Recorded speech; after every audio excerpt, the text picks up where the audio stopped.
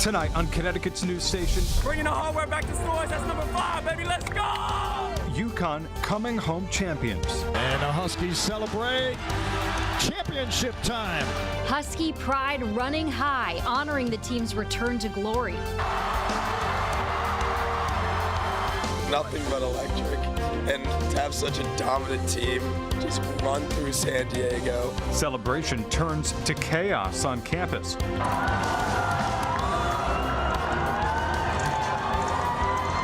Fans getting rowdy after the big win. We have live team coverage across the state tonight as we cheer on our national champs.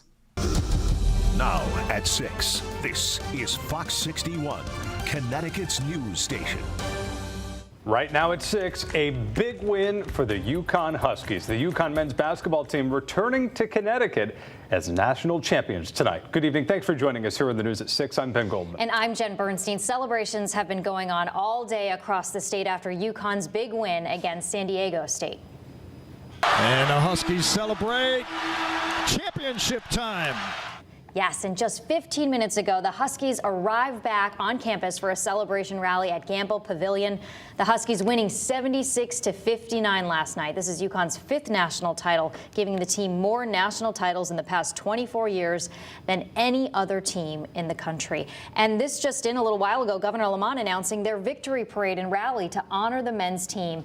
It's going to be held this Saturday in Hartford. We're looking at video from 2014, the last time the UConn men won the national championship. We do have live team coverage. Communities all showing their Husky pride tonight as we celebrate the big win. Hundreds of thousands of students on their toes. I don't know about hundreds of thousands, but definitely thousands of students inside of Gamble last night, cheering at every point along the way, working off little sleep. Students bringing that same energy to class today and then stopping to soak up a lot of the merch along the way. Fox 61's Samaya Hernandez in stores with a look at all that pride. Ben, as Jen just mentioned, UConn men now back in stores right now. They got here just a few minutes ago, and they're inside right now being celebrated. Not only did they bring that national championship more than 1,700 miles back home here to stores, but they're also fulfilling a dream 9 years in the making. UConn students were proud going into the championship game Monday night. Huskies even more prideful after the men's basketball team clinched the NCAA championship. It feels great to be a Husky, honestly. It's a dream. A dream win against San Diego State, a game that kept 10,000 fans on their toes inside Gamble Pavilion, screaming at every point. Guilford's Grace O'Brien barely has a voice left. I started to get a little nervous once we were within like 5 points. But once we got within 5 minutes and we were up, I was like, we won this. It was like cinematic. Like I came out of Gamble and I was just looking around. I was like, wow, this is really what it's like. It was like a movie experience. It was crazy. What does it feel like waking up as a Husky this morning? Feels good. I came outside, I was smiling. It was nice and sunny. Resurrected. A dream lead over the Aztecs for most of the game and dream-like sunshine over campus on Tuesday. Who's ready to buy? Die Hard Fan Supply's one-day pop-up shop selling out of championship merch. Next tap right there. I never thought we would be national champions while I was here, at least. Others breaking out historic gear from the years that put the Huskies on the national map. This is a vintage 1999 one, yeah. Yes. Let's go. A Monday night dream Huskies are still talking about all day. The group chat's on fire? No, the group chat was on fire, and we're all sending pictures from the day and the night.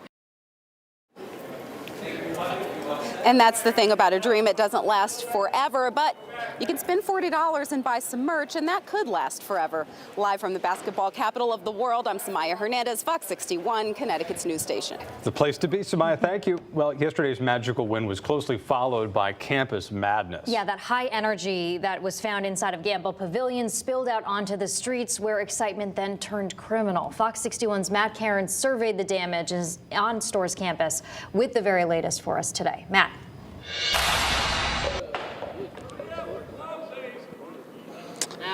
Well, take a look behind me. Just as quickly as these light poles fell is just as quickly as they were put back up. Let's be clear, there were thousands of students who were able to celebrate safely.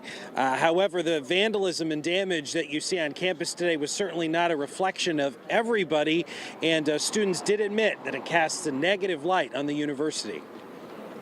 I do expect a few things to maybe get a little out of hand. A pregame prediction that came true. It looked like Gotham, kind of. An NCAA championship win traditionally comes with tearing down the nets. But tearing down light poles and stop signs isn't part of the plan. What'd you see? Seen a lot of things. Saw a lot of criminal mischief. Mischief that landed 15 people behind bars, mostly UConn students.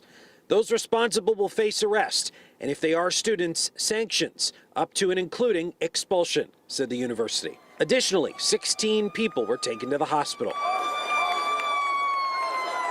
I think the fact that people were hurt was pretty ridiculous. I do think the safety of your fellow students should come first.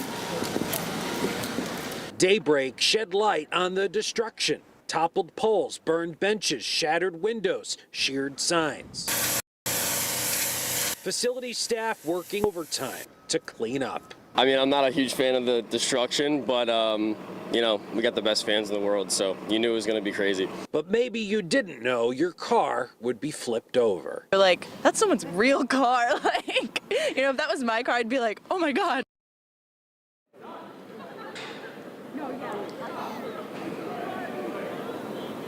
And university officials tell me that the damage estimates are still being calculated, but it certainly doesn't help the students' case for the university not to raise tuition, especially after we just learned recently that the governor's budget leaves the university with a $160 million shortfall.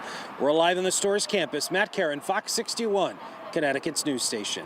You know, it's just too bad for those few who made that celebration turn violent there. Most everyone was on their best behavior. Let's get over to Chief Meteorologist Rachel Frank here. Rach, my car said 70 degrees today. The sun felt good. Yeah, it felt unbelievable. Was so nice out there today, and hold that in your memory banks for tomorrow because we are returning to cloudy, damp, and much cooler temperatures. Right now, 71 in Farmington. We love to see it. Our first 70-degree day of the season. 67 right now in Meriden, 63 the current temperature for the New Haven area. But it is cooler in Groton, and we're going to see some cooler temperatures take over tonight and through the day tomorrow as what's called a backdoor front settles in across the area. But one of the reasons it's been cooler today along the shoreline compared to our inland friends is because of this southerly component to the wind, and the water temperature is just so chilly this time of year. Now, we've got a cold front, again, that's going to be continuing to work its way south, and that will bring us those changes for tomorrow. For tonight, though, we'll see increasing clouds. At 11 o'clock, temperatures are in the mid-50s, and we're seeing overnight lows that'll stay in the upper 40s to around 50. But the temperature doesn't move very much tomorrow. In fact, it even drops a little bit as we head towards the end of the day. So it's cloudy and cool. There could be areas of fog, maybe a spot shower, but we don't see a whole lot in the way of rain. And then wait until you see Thursday's numbers. If you thought it was warm today, we got a treat for you coming up.